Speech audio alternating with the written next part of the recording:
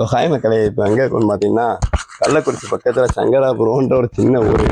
அந்த ஊருக்குள்ள நம்ம இருக்கிறோம். எதுக்கு வந்துருக்கோம் பார்த்தீங்கன்னா, நம்ம அண்ணன் வந்துட்டு ஒரு ஜவுளி கடை வச்சுருக்காங்க. அந்த கடை பேர் என்ன கேட்டிங்கன்னா ASR men's park bus stand பக்கத்தில் பள்ளியாசல் எய்த்தாப்பில் இருக்குது.